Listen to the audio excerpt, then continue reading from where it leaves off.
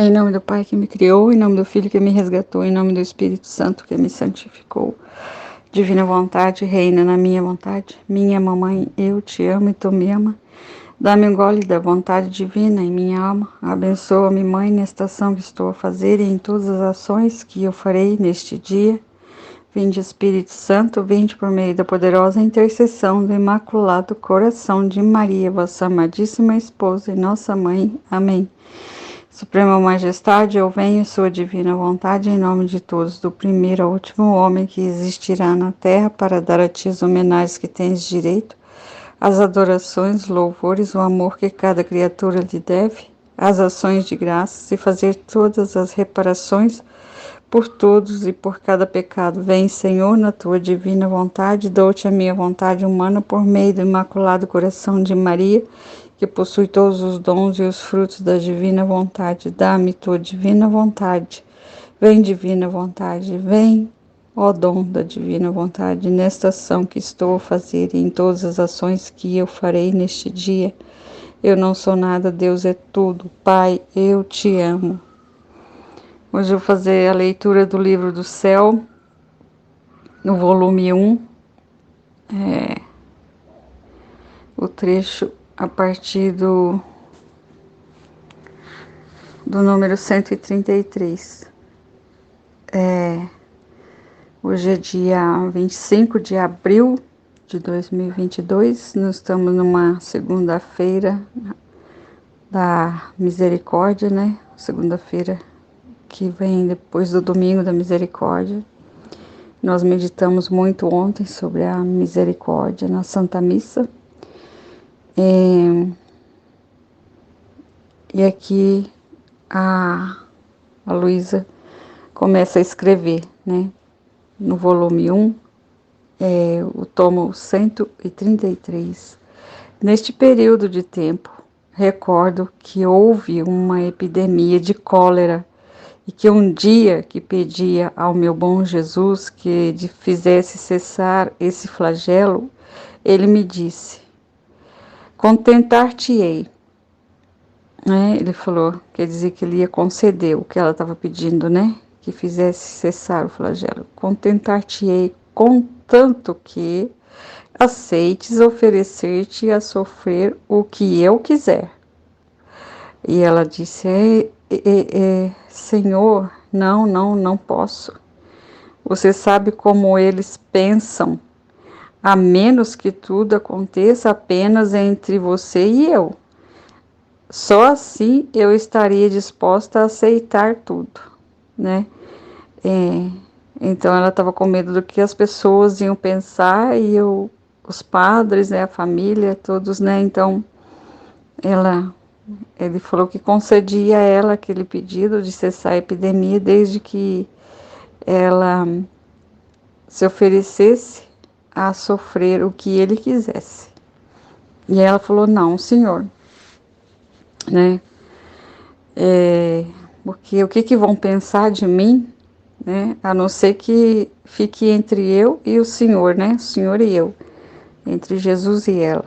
E ele disse: minha filha, se eu tivesse pensado no que os homens pensavam, e no que queriam fazer de mim, eu não teria feito a redenção do gênero humano, mas eu tinha meu olhar fixo em sua salvação.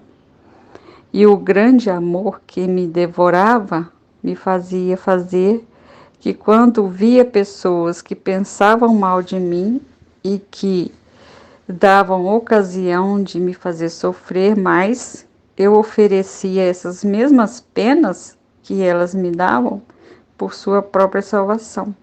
Olha o que ele está ensinando, né, pra gente. Então, aquelas pessoas que nos fazem sofrer, essas penas que a gente sofre, a gente oferece para a salvação daquele que nos faz sofrer. O ensinamento dele. Ele continua aqui: você esqueceu o que eu quero de ti é a imitação da minha vida? E que quero que participes em tudo o que sofri? Não sabes tu que o ato mais belo, mais heróico, mais agradável a mim e que deves oferecer-me é de oferecer por aqueles mesmos que te contrariam, que te são contrários, né? Então, oferecer o sofrimento daqueles é o ato mais heróico que ela podia oferecer, é oferecer aquele sofrimento que ela sentia quando outras pessoas a faziam sofrer. E tinha muito isso, né? Que a pessoa, quando ela conversa com Jesus, a gente vê outros santos que sofreram muito, né? Por conversar com Jesus, por ouvir Jesus, por escrever as suas falas, né? Elas sofreram muito, porque as pessoas não as toleravam, né? Não aceitavam que elas fossem daquele jeito. Hoje, assim, também a gente é assim também, né? Na Divina Vontade, a gente é, a gente conversa muito com Jesus, né? A gente conversa o tempo todo com Jesus. E as pessoas, se a gente for falar das coisas que a gente estuda para as pessoas, elas vão nos fazer sofrer. E se a gente sofre esse sofrimento, a gente oferece a Deus para a própria salvação dessas pessoas que nos fazem humilhação, né, que nos fazem sofrer. Depois disso, me veio outra mortificação, e foi a de ter que mudar o confessor, porque sendo ele religioso, foi chamado ao convento. Eu estava contente com ele, e a maior parte das coisas ditas acima aconteciam quando ele estava no campo, especialmente no último ano que foi meu confessor, pois pela cólera que havia na cidade, permaneceu 6 meses no campo. Por isso, não participou tanto nessas coisas. Ele me fazia ficar um dia nesse estado de sofrimento e vinha. Depois de ter voltado do campo, não passou um mês em que soube que devia partir. Depois que ele voltou do campo, né, que acabou, talvez tenha diminuído a epidemia da cólera, né? Passou um mês, ela soube que ele deveria partir. Isto foi doloroso para mim, não porque estivesse apegado a ele, mas pela necessidade que tinha dele, né? Porque ela tinha necessidade do confessor persignar, né? A fazer o sinalzinho da cruz na testa dela para que ela acordasse, porque senão ela, a hora que ela dormia, ela ficava como petrificada. Ela não acordava sozinha, só se o confessor fizesse o sinal da cruz nela, e aí ela acordava. Então disse ao Senhor minha pena, e ele me disse: Não te aflijas, porque por isso eu sou o dono dos corações e posso movê-los como me parece e me agrada. Se ele te faz o bem, não foi mais do que um instrumento que recebia de mim e te dava a ti. Então, o que o confessor fazia era Jesus mesmo fazendo a ela. Assim farei com os demais. Do que teme então? Então, outros confessores vão vir na vida dela, né? E ele vai fazer a mesma coisa. Amada minha, enquanto você tiver seu olhar agora à direita, agora à esquerda, e deixa que se pose agora em uma coisa, agora em outra, e não a mantenha fixa em mim, não poderá caminhar livremente o caminho do céu, mas irá sempre tropeçando e não poderá seguir o influxo da graça. Isso acontece com a gente também. Enquanto a gente fica preocupada com isso e com aquilo, e olha para um lado e olha para o outro, e com medo, e com desconfiança, e com preocupação, e a gente não se desapega totalmente desta vida aqui na Terra e das pessoas, se a gente não se desapegar totalmente de nós mesmos e ficarmos olhando para a direita, para a esquerda e ficar preocupada, né? Então a gente atrapalha o influxo da graça, o caminho que leva para o céu, né? Por isso quero que, com santa indiferença, olhe todas as coisas que acontecem ao seu redor, estando toda atenta somente a mim. Então Jesus quer que a gente olhe só para Ele, né? Que nem aquela música, olhar somente a Ti, Senhor. E ver Jesus em todas as pessoas. É isso, né? E olhar sempre para Jesus. Sempre na imaginação nós temos Jesus na nossa imaginação e conversar com Ele. Aqui na sequência nós vamos para o capítulo 2, o dia 7 de maio de 1899. Da pureza da intenção e da verdadeira caridade. Vamos ver que Jesus vai falar hoje dessa pureza de intenção, né? Da gente não ter aquela segunda intenção, né? De poder ter, né, como que diz assim, um benefício para a gente, né? Fazer as coisas com benefício, querendo um benefício. Isso não é pureza de intenção. Enquanto no dia fiz a meditação, Jesus continuava a fazer-se ver junto a mim e disse-me: minha pessoa está circundada por todas as obras que fazem as almas, como por um vestido, e a medida da pureza de intenção e de intensidade do amor com o qual se fazem. Assim me dão mais esplendor e eu lhes darei mais glória, tanto que no dia do juízo as mostrarei a todo o mundo para fazer conhecer o modo como me honraram meus filhos e como eu os honro a eles. Então, Jesus aqui falando para ela que a pessoa dele era circundada, né, como vestes, aquilo que as pessoas fazem para ele, né? Então, assim, aquilo que a gente dá honra para ele é como vestes para ele, e ele também honra a gente quando a gente honra ele. Então, tomando um ar mais aflito, acrescentou: minha filha, o que será de tantas obras, mesmo boas, feitas sem reta intenção? Que pena, né? Por costume ou com fins de interesse, né? Então, olha só, às vezes a pessoa faz algumas coisas porque é um hábito, né? Uma reta intenção, faz bons atos, faz caridade, né? Mas são obras boas, que ela ajudar alguém, né? Mas ela ajuda por costume ou por algum interesse, né? Que nem hoje mesmo estava falando do meu esposo, meu vizinho, lá em outro lugar que eu tenho a casa na praia, lá o vizinho, a casa como fica sozinha, a gente sempre ajudou o vizinho. E agora o vizinho tá dando tanto problema pra gente. E aí meu esposo falou que não tem vontade nem de ver, nem falar com ele mais, né? E eu falei, eu também não, eu ajudava muito ele, mas era tudo por interesse. Olha só, né? Eu mesmo confirmei isso.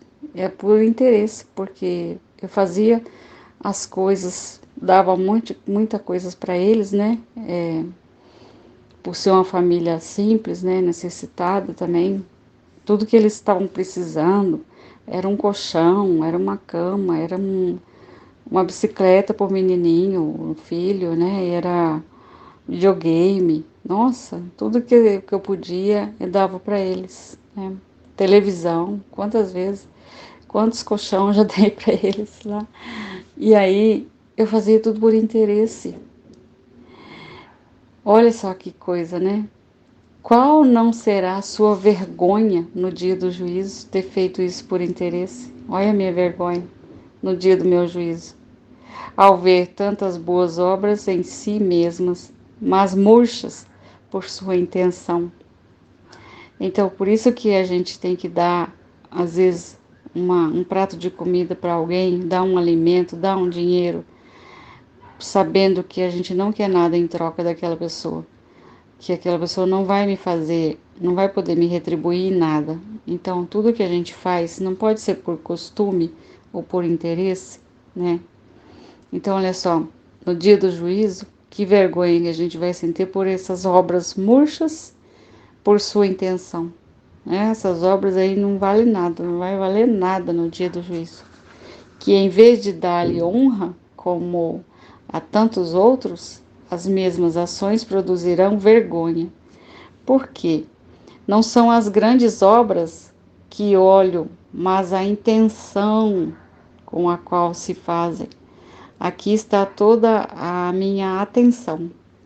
Então, olha só, Jesus, né? Se eu der uma moedinha de 10 centavos para alguém, eu estou dando com uma intenção de ajudar aquela pessoa, né?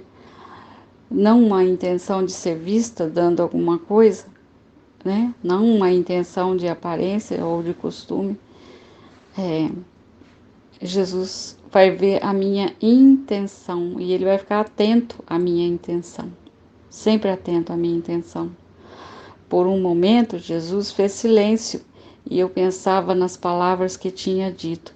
E enquanto as estava ruminando em minha mente, especialmente sobre a pureza de intenção e como fazendo bem às criaturas, as mesmas criaturas devem desaparecer, fazendo uma criatura com o mesmo Senhor e fazendo como se as criaturas não existissem. Jesus voltou a falar, dizendo-me. Então ela falou assim que ela ficou ruminando, né, sobre a pureza da intenção e como fazendo bem às criaturas, as mesmas criaturas devem desaparecer, né? Então, se a gente faz o bem às criaturas, é como se a gente não as visse mais depois, né? Fazendo uma criatura com o mesmo Senhor. Então, é como se a gente vê Jesus na criatura. E aí ele disse: no entanto, é esse o caso. Olhe, meu coração é grandíssimo, mas a porta é estreita. Ninguém pode preencher o vazio deste coração. O coração de Deus é tão grande que ninguém pode preencher o vazio dele, senão só as almas desapegadas. Olha, o desapego, nuas e simples. Olha só. Porque, como você vê, sendo a porta pequena, qualquer impedimento, ainda mínimo, o impedimento mínimo para entrar nessa porta, né? Se eu tiver com alguma coisa que não passa nessa porta estreita, isto é, uma sombra de apego, que eu não vou levar nada daqui, desse mundo, né? Então, não vou passar com nada nessa porta, eu vou passar sem nada. Então, se eu não tiver nenhuma sombra de apego, de intenção errônea, né? Uma intenção errada também, uma obra sem o fim de me agradar, então as obras têm que ter feitas todo para agradar a Jesus. Impede que entre e adeleite-se em meu coração. Então, tudo que eu der de uma comida, uma esmola, na intenção de agradar a Jesus, na pura intenção de fazer por amor a Jesus e ver Jesus naquela pessoa, né? É esse que vai ser o deleite do coração de Deus. E ser desapegado, porque nós não vamos passar nessa porta estreita com nada, nem com um anelzinho de ouro, nem com um tercinho na mão, talvez um apego a um terço. Quantos terços eu já perdi na minha vida, e às vezes eu gostava tanto daquele terço. Nossa, uma vez eu esqueci um terço, mas eu gostava tanto daquele terço, esqueci na igreja. Mas custei para esquecer, né? Tava pegada ao terço, olha só. O amor do próximo muito agrada ao meu coração, mas deve estar tão unido ao meu que deve formar um só, sem poder distinguir-se um do outro. Olha só, o amor a Deus, né? O amor ao próximo e o amor a Deus deve ser o mesmo. Eles se unem, eles se unificam. esse amor a Deus e o amor ao próximo. Então a gente tem que amar o próximo como a gente ama a Deus, não importa o que ele seja, né? Então, que deve formar um só, esse amor ao próximo e amor a Deus, sem poder distinguir-se um do outro, mas aquele, né, tem que estar fundido. Aquele outro amor ao próximo que não está transformado em meu amor, eu não olho como coisa que me pertença. Então não adianta eu amar o próximo, mas que não seja um amor como eu amo a Deus, como eu amo a Jesus, como eu amo ao Espírito Santo, ao Pai e a Nossa Senhora. Então não adianta eu querer amar uma pessoa para dizer assim que eu sou da igreja, que eu amo as pessoas porque eu sou da igreja. Eu sou da igreja católica, eu sou uma pessoa cheia de fé, então eu amo as pessoas para que eu seja vista como uma pessoa de fé, como uma pessoa diferente. E aí eu não estou amando aquela pessoa como eu amo a Deus. Eu não estou vendo Deus nela, não estou vendo Jesus nela. Então é muito difícil para mim ver Jesus no meu vizinho.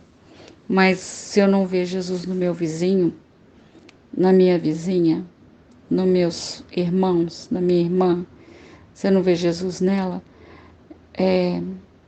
eu não, Jesus nem olha para esse falso amor que eu tô tendo por aquela pessoa, né? Então, se eu não amo o meu esposo, se eu não amo os meus filhos, como o mesmo amor, sendo o mesmo amor que eu tenho por Deus, então Jesus não vê como pertence a Ele esse amor que eu tô tendo pelo meu esposo.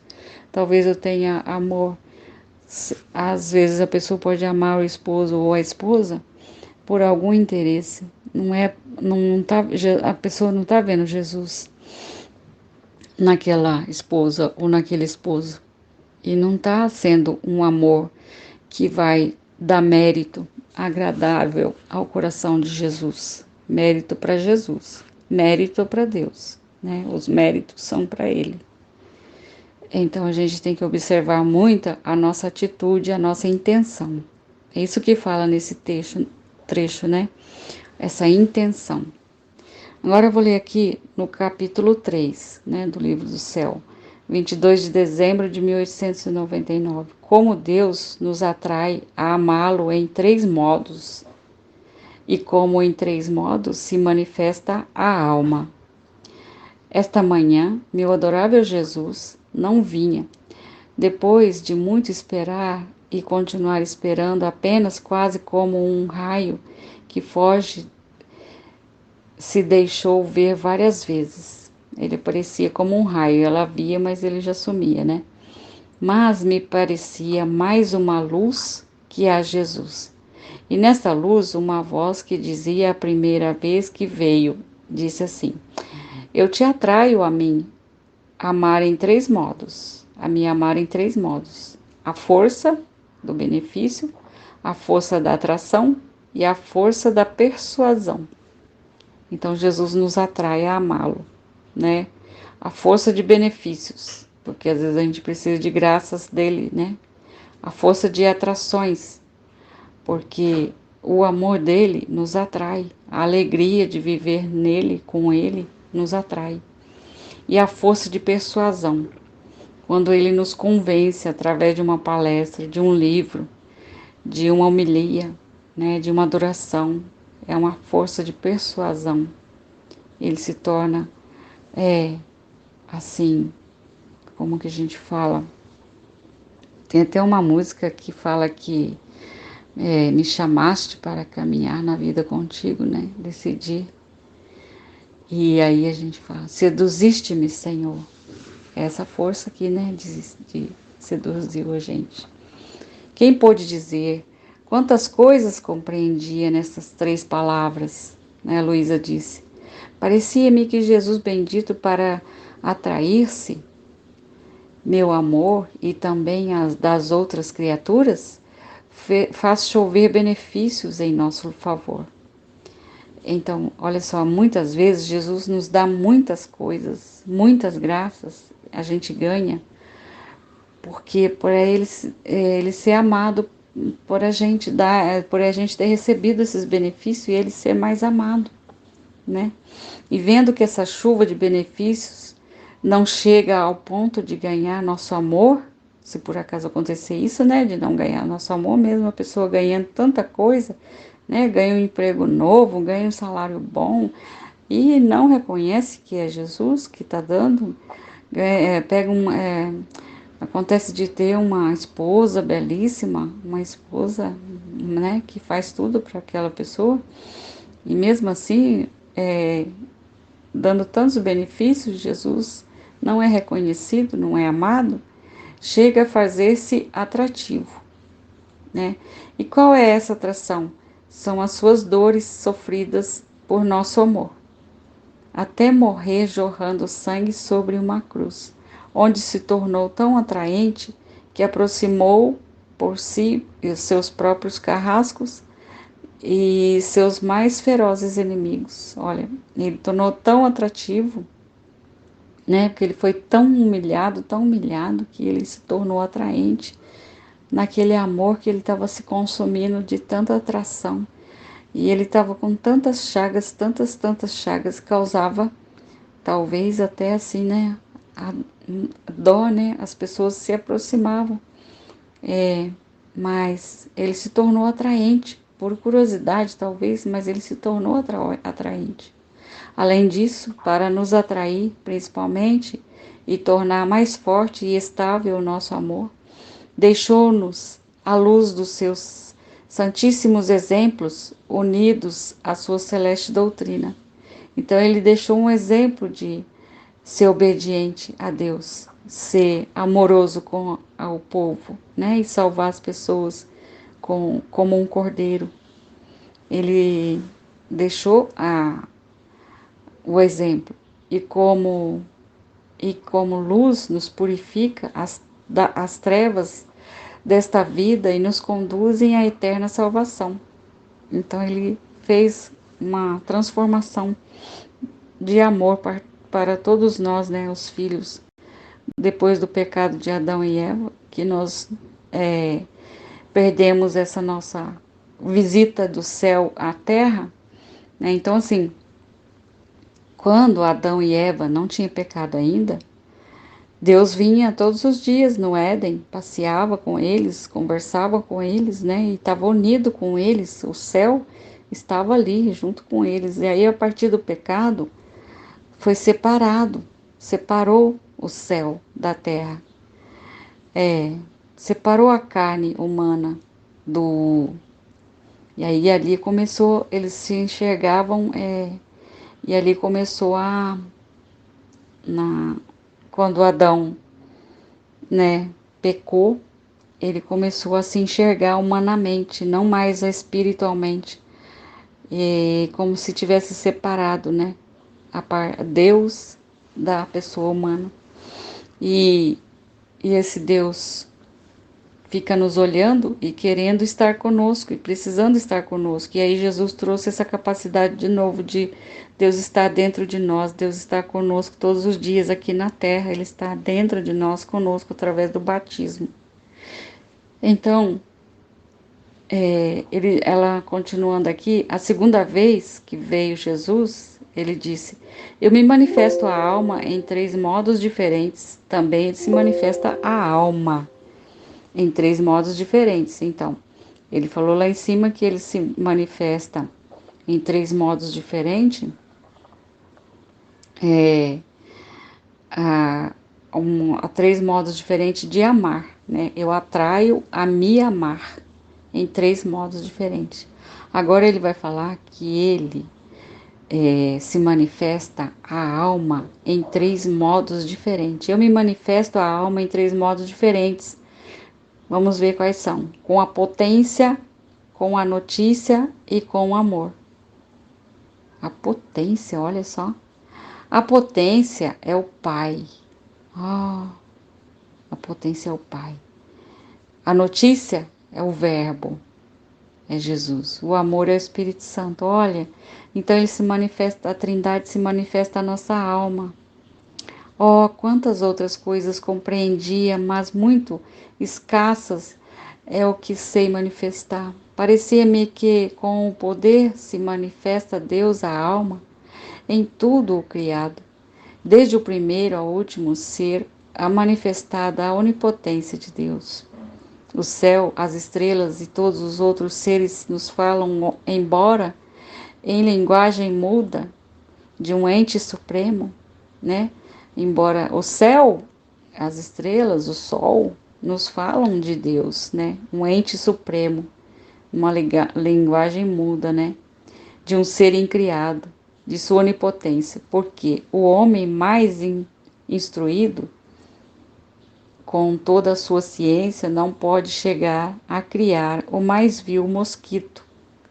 E isto nos diz que deve haver um ser incriado potentíssimo que criou tudo e dá vida e subsistência a todos os seres. Oh, como todo o universo, as claras notas e com caracteres indeléveis, nos fala de Deus, é verdade, né? De sua potência. E então, quem não vê é cego voluntário.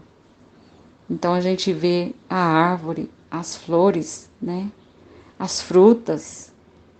Como que o homem vai criar as frutas, né? Um mosquitinho, criar um passarinho. Olha, é tudo coisa de Deus, toda a criação de Deus. Com a notícia, parecia-me que Jesus, abençoado, descendo do céu, veio pessoalmente à terra para nos dar a notícia do que para nós é invisível, né? E olha só, então Jesus veio nos dar notícia, falar o verbo, né? Aquilo que nós não conseguimos ver, enxergar. E aí Jesus trouxe através da palavra, e hoje também ele traz através da palavra. Por esse livro do céu que ele falou todas as palavras para Luísa escrever, né? Luísa Picarreta escreveu o livro, e para ela é tudo novidade, para nós é tudo novidade, porque, né? A terra para nos dar, ele veio pessoalmente à terra para nos dar a notícia do que para nós é invisível. E quantos modos ele não se manifestou? Acredito que cada um por si compreenderá todo o resto, por isso não me alongo a mais. Então ela falou assim que cada um de nós vai compreender, né, por si. Então ela nem se alonga aqui em falar mais ainda. Aí no capítulo 4 do Livro do Céu, dia 12 de outubro de 1900, fala assim: os inimigos mais poderosos do homem são o amor aos prazeres, as riquezas e as honras. Olha, os três inimigos do homem. Continua, vindo meu adorável Jesus, esta manhã trazia uma densa coroa de espinhos. E tirei pouco a pouco e pus em minha cabeça e disse: Senhor, ajuda-me a cravá-la. E ele: desta vez quero que tu mesma a crave. Quero ver o que sabe fazer e como queres sofrer por mim, por amor a mim.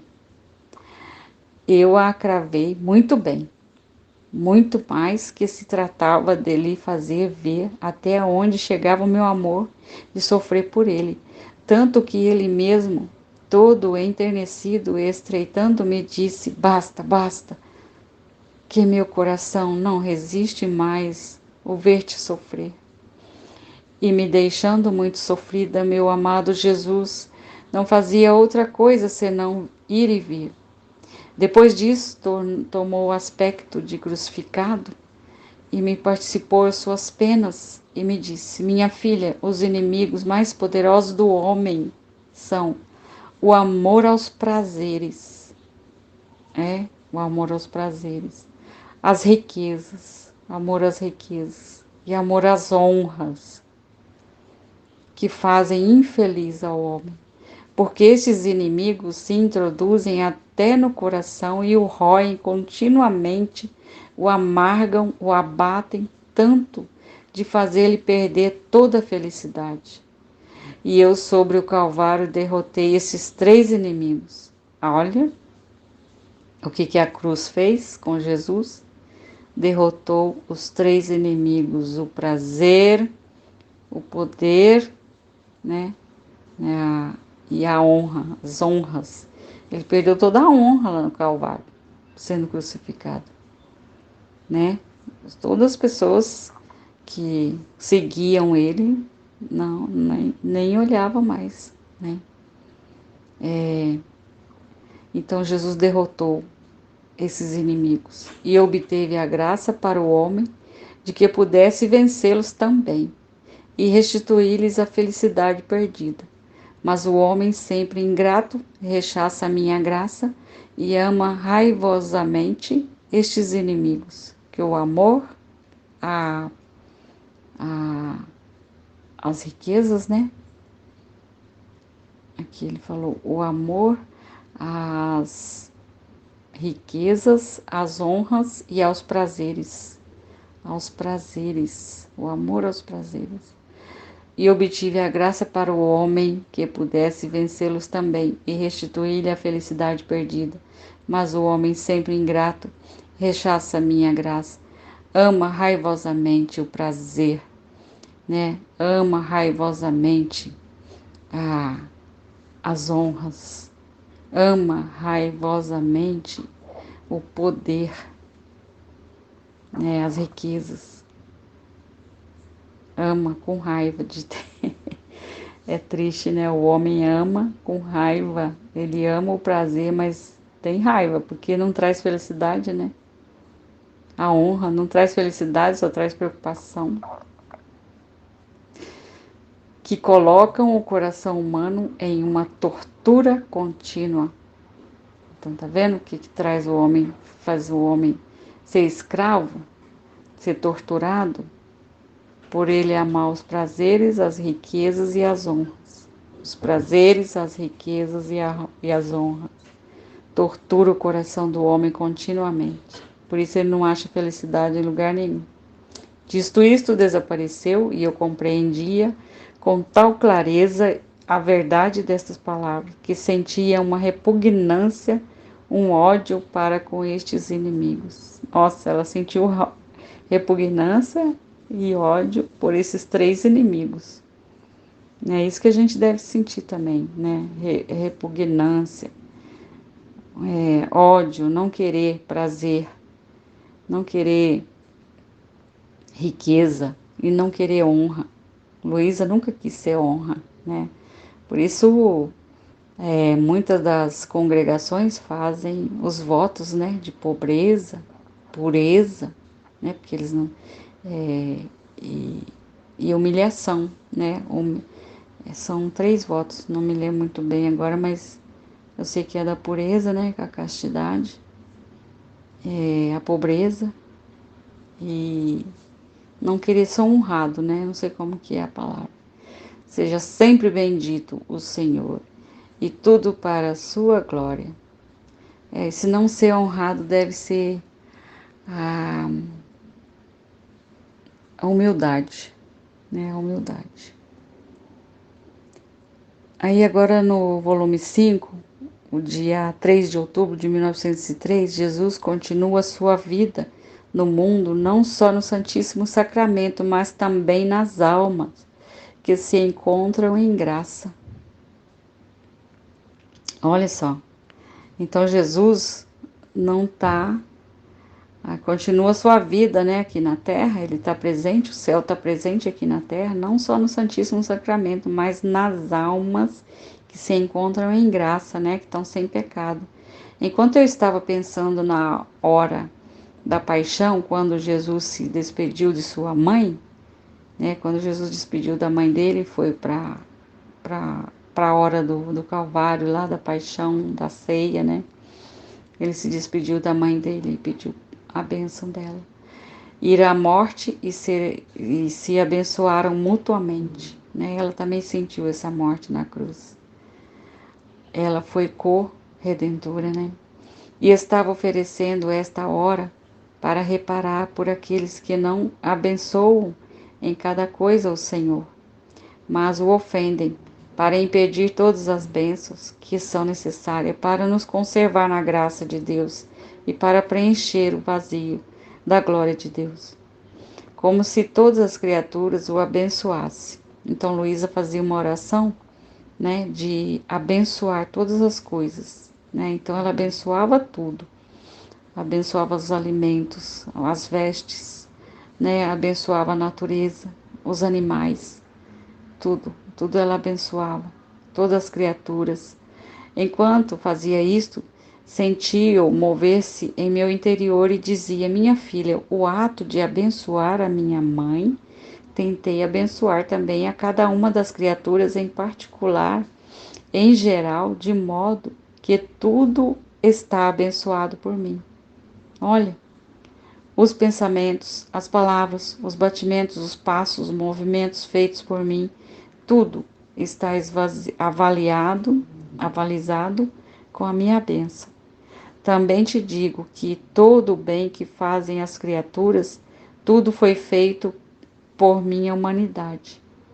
Olha só, então todo o bem que a gente faz hoje pelas criaturas, Jesus lá, quando ele abençoou a Mãe Santíssima, e todo o bem que ali ela ia fazer e todas as pessoas iam fazer, já era uma bênção dele mesmo fazendo em nós, né? Porque ele fala assim, ó, também te digo que todo o bem que fazem as criaturas, tudo foi feito por minha humanidade. Então, essa humanidade de Jesus na Terra, ele divinizou tudo, ele abençoou tudo, todos os nossos atos, nosso respirar, o nosso andar, nosso falar, nosso fazer, né? Para fazer que todo o obrar, né, todo o trabalho das criaturas fosse primeiro divinizado por mim. Então, ele divinizou todo o nosso trabalho, né? Ele divinizou a pessoa que planta o arroz, que planta as comidinhas, né? Divinizou tudo. Divinizou as plantas, as pessoas que colhem as plantações, as pessoas que cozinham, que faz a transformação de tudo, né? Ele divinizou todo o trabalho do homem. Além disso, a minha vida continua ainda real e verdadeira no mundo, não só no Santíssimo Sacramento, mas também nas almas. Jesus continua real, vivo em cada alma que se encontra em minha graça. E sendo muito restrita a capacidade da criatura, né, que a gente é muito restrito, né, a nossa capacidade, não podendo tomar de uma só tudo o que eu fiz, faço de maneira que uma alma continue meus reparos, outra os louvores, alguma outra o agradecimento, alguma outra o zelo da saúde das almas, outra meus sofrimentos, e assim tudo mais. E segundo me correspondam, assim desenvolvo a minha vida nelas, assim que pense em que estreias e penas me põem, pois enquanto eu quero obrar neles, eles não me fazem caso. Então, tudo que nós fazemos hoje, a gente faz coisas novas hoje, né? Hoje tem muitas coisas novas sendo feitas, que não era feito no tempo que Jesus viveu, que ele divinizou. Então, ele vai divinizar tudo hoje em nós, né? Hoje, por exemplo, né? O trabalho de criar um liquidificador, criou uma panela, criou o gás, né? Bujão de gás, fogão a gás, e ele foi divinizando tudo nas pessoas que vão fazendo essas coisas. Então, tudo que nós fazemos hoje de diferente, o nosso trabalho, é para a gente querer que ele venha em nós divinizar todas essas coisas novas hoje, para sair tudo sendo divinizado, né? E assim toda coisa nova que vier vai sendo divinizado por ele.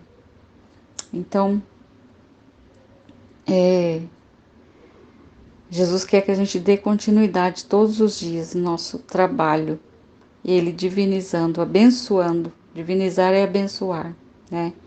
Então eu abençoo essa máquina, eu abençoo esse celular, eu abençoo, né, o WhatsApp, eu abençoo o Facebook, onde todas as coisas são divulgadas de Jesus, né? É uma ferramenta de trabalho.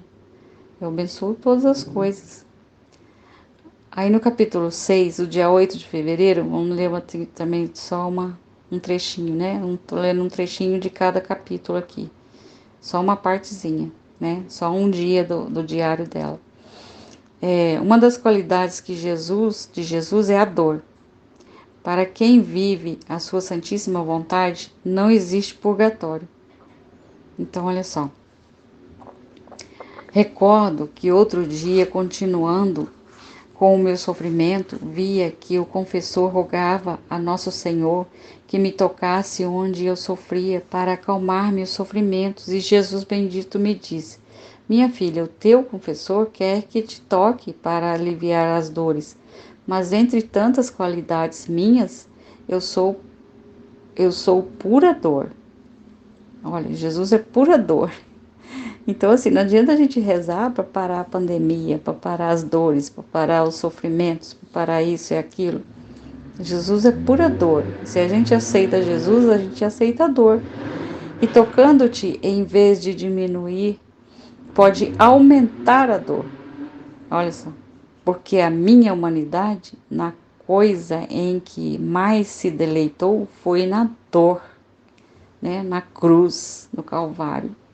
A humanidade de Jesus se alegrou por aquela hora bendita e se deleita ainda em comunicá-la a quem ama. Então, quando a gente está com uma doença, um câncer, né, uma dor, que nem eu tenho muita dor no meu nervo ciático, eu falo, ai, obrigado, Jesus, por essa dor.